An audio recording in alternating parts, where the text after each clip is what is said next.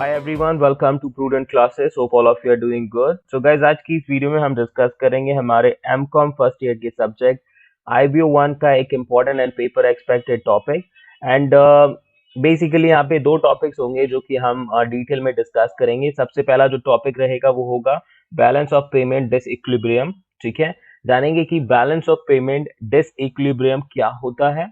And दूसरा जो topic हम डिस्कस करेंगे वो होगा factors affecting balance of payment. तो कौन कौन से ऐसे फैक्टर्स हैं जो कि बैलेंस ऑफ पेमेंट को अफेक्ट करते हैं, उनके बारे में भी हम डिटेल में जानेंगे। एंड ये जो दोनों टॉपिक्स हैं ये बेसिकली यूनिट नंबर 3 से लिए गए हैं और this is the part second. Part 1 में हमने जो मोस्ट इंपॉर्टेंट कॉन्सेप्ट थे लाइक बैलेंस ऑफ पेमेंट क्या होता है और क्या क्या कॉम्पोनेंट्स होते हैं, ट्रेड डेफिसिट क्या होता है, यानी डेफिसिट और सरप्लस का कॉन्सेप्ट क्या होता है, उनके बारे में जाना था। अगर आपने उस वीडियो को नहीं देखा तो एक बार उस वीडियो को जरूर देख लीजिएगा, जिससे कि आपको जो बेसिक पॉइंट्स हैं उनकी अंडरस्टैंडिंग हो जाएगी। और उसके लिए आपका ऊपर आई का बटन होगा, वहां पर भी जाकर क्लिक कर सकते हैं वीडियो देखने के लिए। अदरवाइज आप चैनल की प्लेलिस्ट में जाकर देख सकते हैं, वहां पर आपको जो वीडियोस हैं जितनी भी अपलोडेड वो मिल जाएंगी आपको। तो playlist I have created for all subjects आपके जो एमकॉम के हैं, आप उसको एक बार जरूर चेक कर लीजिएगा।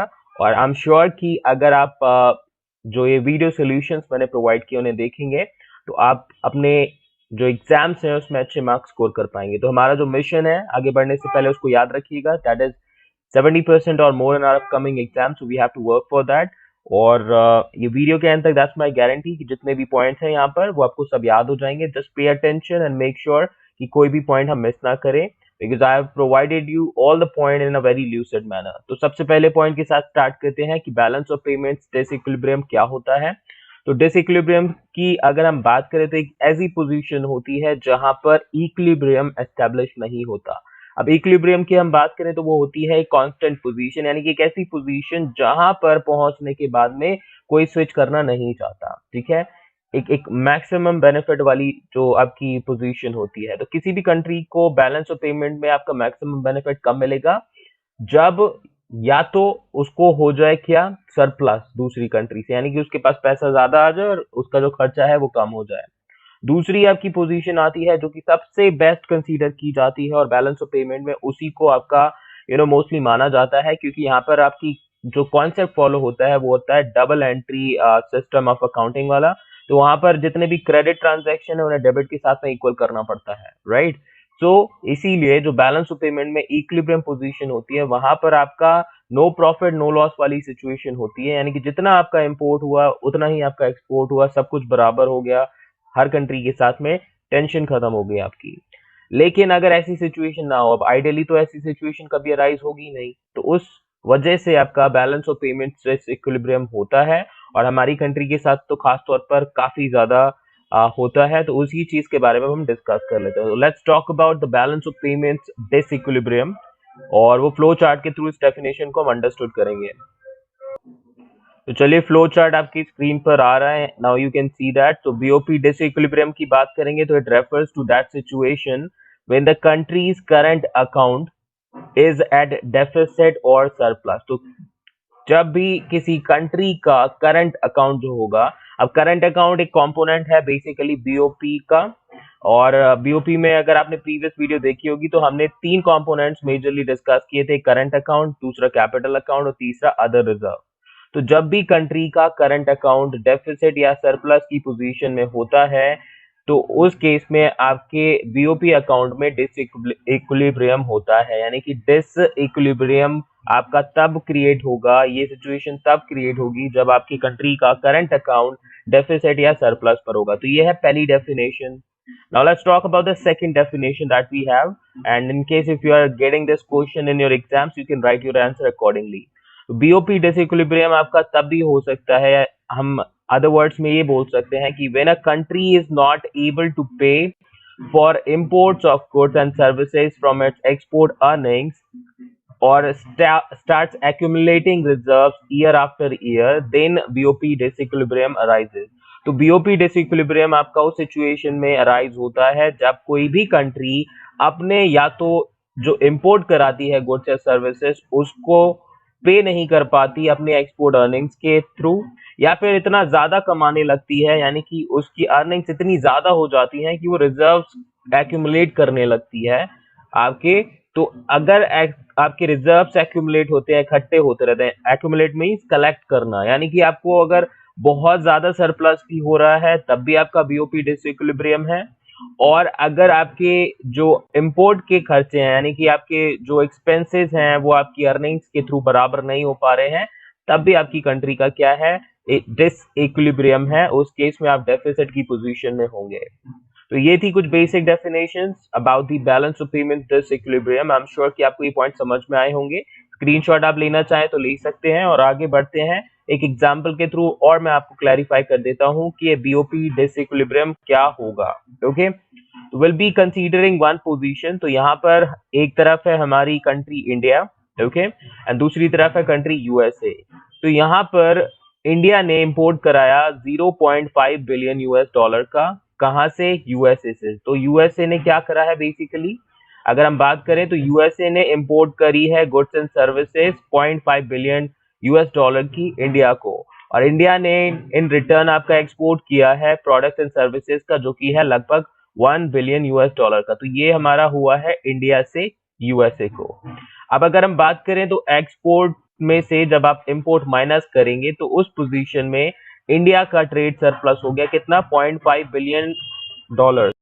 ऑन दी अदर हैंड अगर हम यूएसए के पॉइंट ऑफ व्यू से देखें तो यूएसए ने लगभग आपका अपने एंड से जो एक्सपोर्ट किया वो आपका रहेगा लगभग 0.5 बिलियन यूएस डॉलर का, और उसने जितना इंपोर्ट कराया, यहाँ पे जो पॉइंटर्स है वो अपोजिट हो जाएंगे अगर हम यूएसए के पॉइंट ऑफ व्यू से देखें।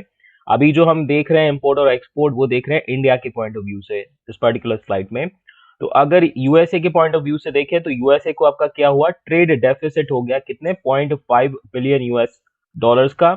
तो यही चीज है, अब ये जो सिचुएशन है, चाहे सरप्लस हो चाहे डेफिसिट हो, ऐसी सिचुएशन जब भी आपके बैलेंस ऑफ पेमेंट अकाउंट में होंगी तो वो कहलाएंगी balance of payment disequilibrium situation. ठीक है, डिसइक्विलिब्रियम है दोनों ही कंट्री के लिए, चाहे वो इंडिया हो या यूएसए हो। जब इनका मान लीजिए इंपोर्ट भी 1 बिलियन डॉलर्स का अगर हुआ तो उस सिचुएशन में आपका क्या होगा, जो एक्सपोर्ट होगा हमारा वो बराबर हो जाएगा इंपोर्ट से, और ऐसी सिचुएशन इक्विलिब्रियम सिचुएशन कहलाएगी। ओके, तो आई एम श्योर कि ये पॉइंट्स आपको समझ में आ चुके होंगे। अब बढ़ते हैं अपने नेक्स्ट स्लाइड पर, जानते हैं कि कितने तरह के बैलेंस ऑफ पेमेंट डिसइक्विलिब्रियम होते हैं। तो if I talk about, there are two types of balance of payment disequilibrium, दो तरह के होते हैं। एक होता है आपका short term balance of payment disequilibrium, और दूसरा आपका होता है लॉन्ग टर्म, या फिर आप कह सकते हो structural balance of payment disequilibrium. Short term को आप अनस्ट्रक्चरल भी बोल सकते हो। ओके, तो याद रखिएगा दो तरह के बैलेंस ऑफ पेमेंट डिसइक्विलिब्रियम होते हैं, और पहला होता है शॉर्ट टर्म, दूसरा होता है लॉन्ग टर्म, या फिर आप कह सकते हो अनस्ट्रक्चरल बैलेंस ऑफ पेमेंट डिसइक्विलिब्रियम, और you can say structural balance of payment disequilibrium. तो चलिए अब जान लेते हैं कि शॉर्ट टर्म बीओपी डिसइक्विलिब्रियम क्या होता है, और लॉन्ग टर्म या फिर स्ट्रक्चरल बीओपी डिसइक्विलिब्रियम क्या होता है। Let's talk about. तो अगेन फ्लो चार्ट आएगा, फ्लो चार्ट के थ्रू हम समझ लेते हैं पॉइंट्स क्या हैं। तो short term BOP disequilibrium arises due to cyclical factors और अनएक्सपेक्टेड इवेंट्स। एग्जाम्पल के तौर पर आप देख लीजिए कि मान क्रॉप फेलियर हो गया किसी कंट्री में, अर्थक्वेक आ गया, या कोई आपकी नेचुरल कैलामिटी होगी लाइक फ्लड।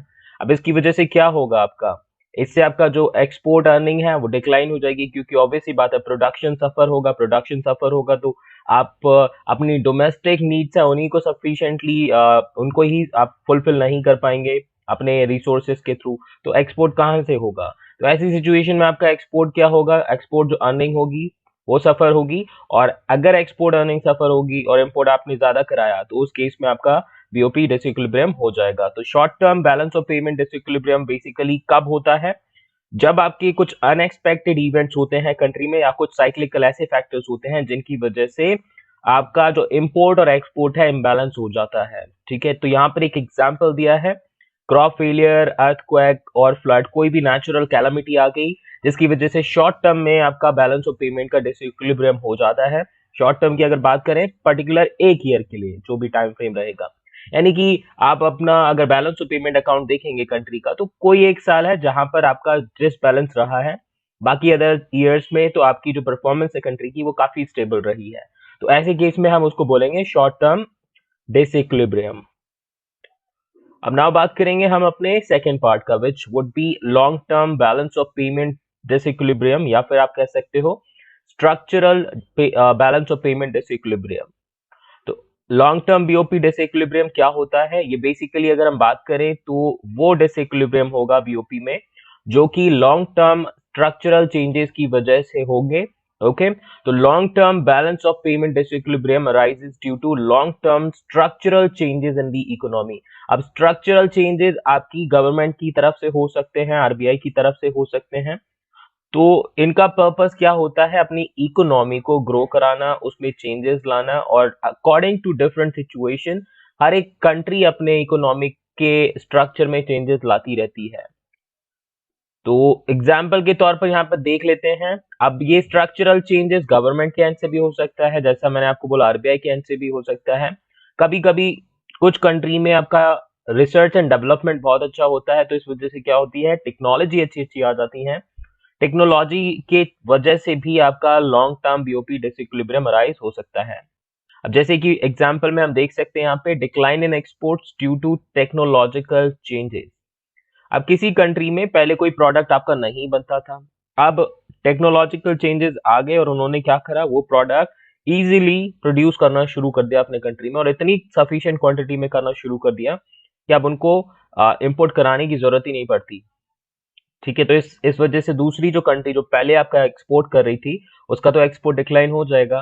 तो यहाँ पर ये ध्यान दीजिएगा, टेक्नोलॉजी में चेंज आने की वजह से भी आपके एक्सपोर्ट इंपोर्ट का इम्बैलेंस हो सकता है, और ऐसे जो आपके चेंजेस आएंगे वो लॉन्ग टर्म आपके बीओपी डिसइक्विलिब्रियम का पार्ट कहलाएंगे। इसके अलावा अगर देखें, डिक्लाइन अगर होता है आपके एक्सपोर्ट में क्योंकि जो कंट्री जिसको आप एक्सपोर्ट करते थे प्रोडक्ट या आइटम, उसने कोई ऑल्टरनेटिव फाइंड आउट कर लिया, तो भी आपका लॉन्ग टर्म बीओपी डिसइक्विलिब्रियम हो सकता है। जैसे कि अगर हम बात करें तो गल्फ कंट्रीज जो थी, इंडिया काफी साल तक पास्ट में गल्फ कंट्रीज से ही अपना ऑयल इंपोर्ट कराता था, लेकिन अभी जो यूएसए है उसने भी आपका एक ऑल्टरनेटिव ढूंढ लिया है पेट्रोलियम प्रोडक्ट का। तो अभी हमारा काफी क्वांटिटी में जो ऑयल है वो बेसिकली कहाँ से आता है, वो यूएसए से भी आने लगा है। तो इस तरह से आपको ध्यान रखना पड़ेगा। अब इससे क्या हुआ, जो हमारा ट्रेड था वो यूएसए के साथ बढ़ गया। अब इंपोर्ट हम यूएसए से कराएंगे तो ऑब्वियस सी बात है पे इसको ही करना पड़ेगा, और जो गल्फ कंट्री से हम पहले मंगाते थे ऑयल, उसकी क्वांटिटी कम होने की वजह से उनकी जो अर्निंग्स है वो कम हो गई, और हमारा जो इंपोर्ट पेमेंट था उनको वो कम हो गया।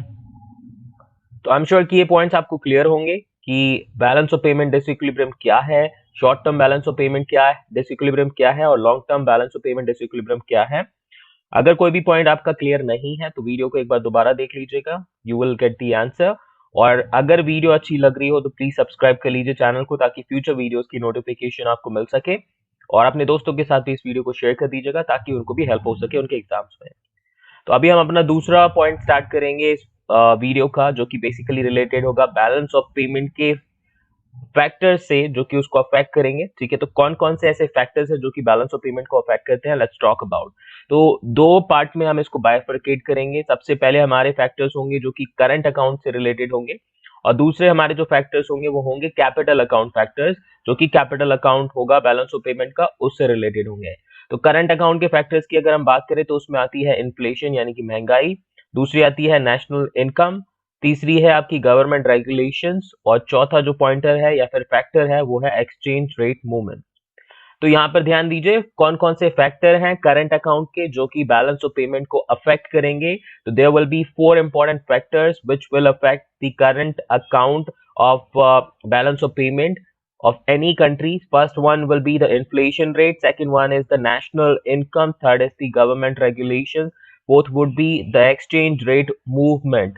ध्यान दीजिए once again, inflation, national income, government regulation and exchange rate movement, these are current account factors जो कि balance of payment को affect करेंगे।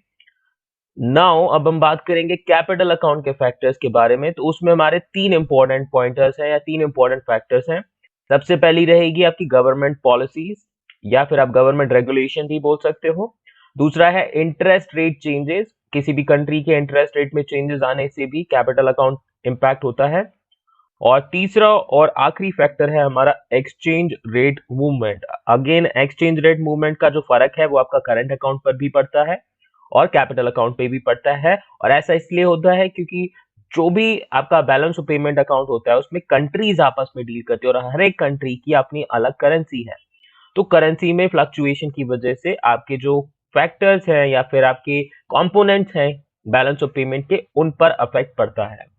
तो इसका स्क्रीनशॉट ले लीजिए जल्दी से और इन पॉइंट्स को हम डिटेल में डिस्कस कर लेते हैं। जैसा कि मैंने आपको बताया, हर एक पॉइंट को मैं वीडियो में कोशिश करूंगा कि आपको डिटेल में दूं। वीडियो थोड़ा लंबा जरूर होगा लेकिन आपको अच्छे से समझ में आएगा। तो 20 मार्क्स में अगर ये क्वेश्चन आते हैं, you will be able to write your answers properly. तो सबसे पहले हम करंट अकाउंट के फैक्टर्स की बात कर लेंगे। तो करंट अकाउंट के 4 फैक्टर्स थे। सबसे पहला हमारा है inflation, and it says if a country's inflation rate increases relative to the countries with which it trades, its current account would be expected to decrease। तो गाइज यहाँ पर ध्यान दीजिएगा, अगर किसी कंट्री में इन्फ्लेशन रेट क्या है, बढ़ जाएगा as compare to other countries जिसके साथ में वो ट्रेड करती है, तो उस सिचुएशन में जो उसका करंट अकाउंट का बैलेंस है वो डिक्रीज हो जाएगा। यहाँ पर डिक्रीज होगा, ध्यान दीजिएगा। अब ऐसा क्यों होगा? Due to higher prices at home, consumers and corporations within the country will most likely purchase more goods overseas due to high local inflation, while the country's export to other countries will decline। अब inflation बढ़ने से जो goods and services होंगी वो महंगी हो जाएंगी। तो जो other countries आपका क्या करा रही थी, प्रोडक्ट इंपोर्ट करा रही थी आपकी कंट्री से और आपका एक्सपोर्ट बढ़ा रही थी एक्चुअली, तो वो आपका अगर प्रोडक्ट एक्सपेंसिव हो जाएगा तो परचेज नहीं करेंगे, तो इससे आपका एक्सपोर्ट डिक्लाइन हो जाएगा कंट्री का। और दूसरे एंड पर आपके जो डोमेस्टिक कंज्यूमर्स होंगे या फिर कॉर्पोरेशंस होंगी, अगर आपके यहाँ पर प्रोडक्ट के प्राइसेस हाई हैं, ग्लोबलाइजेशन का टाइम है, तो वो प्रोडक्ट या फिर अपना जो रॉ मटेरियल रिक्वायर्ड है वो वहां से परचेज करेंगे जहां पर उनको सस्ता मिलेगा, चाहे वो आपका किसी और कंट्री से उनको इंपोर्ट करा के करना पड़े। तो ऐसी सिचुएशन में जो इन्फ्लेशन होगा, अगर इन्फ्लेशन बढ़ेगा तो आपका जो करंट अकाउंट है उसका जो बैलेंस है वो कम हो जाएगा, और आपका अगर इन्फ्लेशन घटेगा तो उस केस में आपका जो एक्सपोर्ट है कंट्री का वो बढ़ जाएगा। जो डोमेस्टिक आपकी कंज्यूमर्स एंड कॉर्पोरेशंस है वो इंपोर्ट कम कराएंगे, तो इंपोर्ट कम होगा, एक्सपोर्ट ज्यादा होगा, ऑब्वियस सी बात है करंट अकाउंट में आपका इंक्रीज आएगा। तो I am sure point 1 clear होगा, इन्फ्लेशन की वजह से कैसे करंट अकाउंट पर फर्क पड़ता है। Now let's talk about the second point जो कि है नेशनल इनकम। आप जानेंगे कि नेशनल इनकम किस तरीके से करंट अकाउंट को अफेक्ट करती है। So it says being other things equal, if a country's national income rises by a higher percentage than those of other countries, its current account is expected to decrease। तो अगर किसी country का national income बढ़ता है तो उस situation में उसका जो करंट अकाउंट बैलेंस है या फिर करंट अकाउंट जो है वो डिक्रीज हो जाएगा। अब क्यों ऐसा होगा, what is the reason behind, let's talk about. तो इनकम बढ़ने से, जैसे ही आपकी इनकम बढ़ेगी तो इससे क्या होगा, कंजम्पशन भी बढ़ेगा। अब ऑब्वियस सी बात है, पहले आपके पास, मान लीजिए आप मार्केट जाते हैं, आपके पास है 10 रुपीज टू परचेज एनीथिंग, तो 10 रुपए में आप 10 रुपए की चीज खरीद सकते हैं। लेकिन अगर आपके पास 100 रुपीज है पॉकेट में और आपको 3-4 चीजें पसंद आ जाती हैं, तो ऑब्वियस सी बात है आप परचेज कर सकते हैं if they are within that 100 rupees range that you have. तो 10 रुपीज और 100 रुपीज में फर्क होता है, ज्यादा पैसा मीन्स आपके पास में खर्चा करने के लिए ज्यादा ऑप्शन है। तो इनकम बढ़ने से आपका कंजम्पशन भी बढ़ जाता है और इसी वजह से हमारा जो करंट अकाउंट है उस पर बर्डन बढ़ जाता है। अब ऑब्वियस ही बात है, पैसे बढ़ेंगे तो आपकी जो एलाइड प्रोडक्ट परचेज करने की नीड है वो भी होगी। आपका यहाँ पर क्या करेंगे, आपकी जो डिमांड है, हो सकता है फॉरेन गुड्स, आपके पास पैसा है तो आप अच्छी क्वालिटी का प्रोडक्ट परचेज करना चाहेंगे, एंड फॉरेन गुड्स जो होती हैं वो आपकी अज्यूम की जाती हैं कि वो अच्छी क्वालिटी की होंगी बिकॉज वो आपकी फॉरेन गुड्स है। तो पैसा ज्यादा आने का मतलब है कि आपका जो कंजम्पशन है वो बढ़ेगा। कंजम्पशन बढ़ेगा डोमेस्टिक इकोनॉमी में तो ऑब्वियस सी बात है एक्सपोर्ट कम हो पाएगा। आपके पास पैसा है, आप अपना प्रोडक्ट एक की जगह 5 खरीदिए, तो इससे आपका क्या होगा, जो डोमेस्टिक डिमांड है वो बढ़ जाएगी। डोमेस्टिक डिमांड बढ़ेगी तो ऑब्वियस सी बात है इंपोर्ट कम होगा। और अगर मान लीजिए आपको कोई फॉरेन गुड मंगानी है तो आप इंपोर्ट भी करा सकते हो बिकॉज आपके पास पैसा है, नेशनल इनकम आपकी बढ़ रही है। तो इसी वजह से आपका जो करंट अकाउंट है उस पर इम्पैक्ट पड़ेगा। नाउ बात करेंगे अपने थर्ड पॉइंट की, और थर्ड पॉइंट में आपकी आती है government regulations, and it says if a country's government imposes a tax on imported goods, जिसको हम बोलते हैं tariff, the prices of foreign goods to consumers will increase. तो अगर कोई भी कंट्री की गवर्नमेंट अपने जो इंपोर्टेड गुड्स हैं उन पर टैक्स इंपोज करती है, जिसको हम टैरिफ बोलते हैं, तो इससे जो प्राइस हैं फॉरेन गुड्स के कंज्यूमर्स को या फिर कॉर्पोरेशंस को, वो बढ़ जाएंगे। ओके, और अगर प्राइस बढ़ जाएंगे इंपोर्टेड गुड्स के as compare to the goods जो कि आपकी डोमेस्टिक इकोनॉमी में प्रोड्यूस की जाती हैं, तो इससे आपका इंपोर्ट डिस्करेज होगा। ध्यान दीजिएगा, इससे आपका इंपोर्ट घट जाएगा और आपका जो करंट अकाउंट बैलेंस है वो इंक्रीज हो जाएगा। इसके अलावा अगर हम बात करें तो सिर्फ कोई भी गवर्नमेंट टैरिफ के अलावा और भी कई सारी तरीके से कंट्रोल करती है इंपोर्ट को, एंड उसमें आपका आ सकता है कोटा, या फिर आप कह सकते हो कोटा का मतलब होता है मैक्सिमम लिमिट सेट करना इंपोर्ट, किसी भी गुड्स के इंपोर्ट पर। तो ये भी गवर्नमेंट आपका यूज करती है to control import and to bring equilibrium in the balance of payment. जब भी आपकी जरूरत पड़ती है तो ऐसी एक्टिविटीज गवर्नमेंट के एंड से की जाती हैं। आई एम श्योर कि पॉइंट नंबर 3 क्लियर होगा। नाउ पॉइंट नंबर 4 की बात करेंगे, जो कि है एक्सचेंज रेट मूवमेंट। तो किस तरीके से एक्सचेंज रेट के चेंजेस की वजह से हमारे करंट अकाउंट पर अफेक्ट पड़ता है, और एक बहुत इंपॉर्टेंट फैक्टर है जो कि करंट अकाउंट के बैलेंस को इम्पैक्ट करता है। तो the value of a countries currency in terms of other currencies is called the exchange rate. Exchange rate क्या होता है?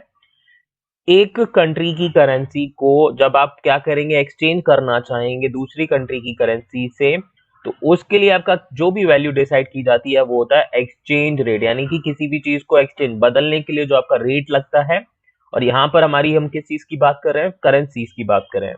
तो एक कंट्री की करेंसी को जब आप दूसरी कंट्री की करेंसी के साथ में क्या करते हैं, एक्सचेंज करते हैं, और उसके बदले आपको जो वैल्यू मिलती है वो कहलाएगी exchange rate. Now, changes in a currency's exchange rate by market forces or actions by national government or governments of other countries influences a country's current account balance. तो आपके जो चेंजेस होते हैं एक्सचेंज रेट में, वो आपके या तो हो सकता है डिमांड एंड सप्लाई की वजह से हो, जो कि मार्केट फोर्सेस में होंगी आपकी काउंट, या फिर नेशनल गवर्नमेंट यानी कि आपकी जो गवर्नमेंट है, डोमेस्टिक गवर्नमेंट, उसकी वजह से भी हो सकता है, या फिर आपकी जो फॉरेन कंट्रीज की गवर्नमेंट है उनकी वजह से भी जो एक्सचेंज रेट है वो आपका चेंज हो सकता है। An appreciation in a country's exchange rate compared to other currencies lead to decline in country's export and increase in imports. तो अगर आपकी जो करेंसी है वो अप्रिशिएट हो जाती है as compare to other countries currency, यानी कि आपकी जो करेंसी वो महंगी हो गई, तो उस केस में आपका जो इंपोर्ट है वो बढ़ जाएगा और एक्सपोर्ट घट जाएगा। ऑन दी अदर हैंड, अगर वहां पर डेप्रिसिएशन होता है तो आपका जो एक्सपोर्ट है वो बढ़ जाएगा और इंपोर्ट जो है वो घट जाएगा। ठीक है, तो आई एम श्योर कि ये पॉइंट भी क्लियर होगा। नाउ बात करेंगे quickly about the capital account factors.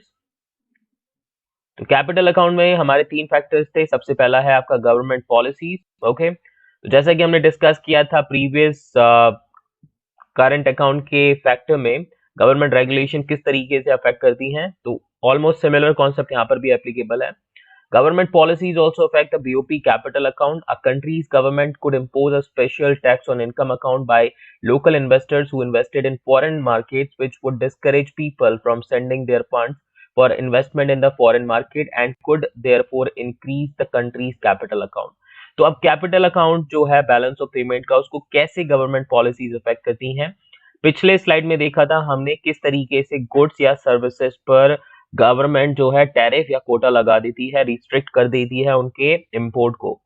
अब यहाँ पर जो कंट्री से इन्वेस्टमेंट, यानी कंट्री से जो पैसा बाहर जाता है, लोग अपना इन्वेस्टमेंट करते हैं बाहर की कंट्री में और अर्निंग करते हैं, या फिर दूसरे कंट्री के लोग हमारी कंट्री में पैसा इन्वेस्ट करते हैं, जिसको आपने एफडीआई के नाम से भी सुना होगा। तो फॉरेन डायरेक्ट इन्वेस्टमेंट हो गया, पोर्टफोलियो इन्वेस्टमेंट हो गया, इस तरह के इन्वेस्टमेंट्स जो होते हैं, तो दीज काइंड ऑफ इन्वेस्टमेंट्स इनके थ्रू होती है अर्निंग्स, और इन अर्निंग्स पर अगर गवर्नमेंट टैक्स लगा दे तो इससे आपका जो इन्वेस्टमेंट है फॉरेन मार्केट में वो इम्पैक्ट हो सकता है। तो ध्यान दीजिए, इस तरह की एक्टिविटीज गवर्नमेंट की तरफ से की जाती हैं। स्पेशल टैक्स लगा दिए जाते हैं इनकम पर, जिससे जो लोकल इन्वेस्टर्स होते हैं वो फॉरेन मार्केट में इन्वेस्ट नहीं करते। अब ऑब्वियस सी बात है, फॉरेन मार्केट में वो इन्वेस्ट नहीं करेंगे, तो एक तरह से उन्होंने क्या करा, जो इम्पोर्ट था, जो हमारा आउटसोर्सिंग हो रही थी पैसे की, वो कम कर दी फॉरेन मार्केट में, और हमारा जो कैपिटल अकाउंट है उसको स्ट्रॉन्ग कर दिया, तो उसमें पैसे ज्यादा आपके रहेंगे अभी ऐसी सिचुएशन में। तो इस तरह की पॉलिसीज गवर्नमेंट करती रहती हैं और ये आपकी इफेक्ट करती हैं कैपिटल अकाउंट को, पीओपी के। और सेकंड हमारा जो पॉइंट है वो है इंटरेस्ट रेट चेंजेस। तो इंटरेस्ट रेट में जो चेंजेस होते हैं वो भी कैपिटल अकाउंट जो है उसको इफेक्ट करते हैं, क्योंकि इससे जो कैपिटल फ्लो है वो आपका इफेक्ट हो जाता है। An increase in interest rates relative to other countries affects the capital inflows from abroad, and similarly a reduction in the domestic rates can induce people to invest abroad। तो अगर interest rates आपके क्या हैं, दूसरी country में आपको ज्यादा मिल रहे हैं, तो ऑब्वियस सी बात है आप अपना पैसा वहां पे ज्यादा लगाओगे, राइट। तो कैपिटल आपका जो आउटफ्लो होगा वो ज्यादा हो जाएगा। और अगर मान लीजिए आपके जो इंटरेस्ट रेट है फॉरेन कंट्री में क्या करेंगे, जो कम हो जाएंगे, तो उस केस में क्या करेंगे, आप ज्यादा से ज्यादा पैसा अपने डोमेस्टिक इकोनॉमी में लगाएंगे, क्योंकि उस टाइम पे आपको बेनिफिट ही नहीं मिल रहा वो। तो ऐसी एक्टिविटीज जब भी होंगी, यानी इंटरेस्ट रेट में आपका चेंजेस आएंगे, तो उससे आपका जो इनफ्लो एंड आउटफ्लो है करेंसी का उस पर अफेक्ट पड़ेगा, और एट द एंड में फाइनली कैपिटल अकाउंट भी अफेक्ट होगा। तो हर कोई चाहता है ज्यादा पैसा कमाना, तो उस केस में आपका जहां भी उनको बेनिफिट मिलेगा, अगर डोमेस्टिक रेट ज्यादा है तो वो डोमेस्टिकली अपना जो है पैसा इन्वेस्ट करेंगे, and if they can reap more benefit through foreign investment, तो वहां पर आपका वो करेंगे अकॉर्डिंगली। अब हमारा लास्ट पॉइंट है इस पर्टिकुलर वीडियो का, एक्सचेंज रेट मूवमेंट। तो एक्सचेंज रेट मूवमेंट की वजह से कैपिटल अकाउंट पर भी फर्क पड़ता है। If the home currency is expected to strengthen, then the foreign investors will invest in the country's securities to benefit from the currency movement. On the other hand, a country's capital account balance is expected to decrease if its home currency is expected to weaken.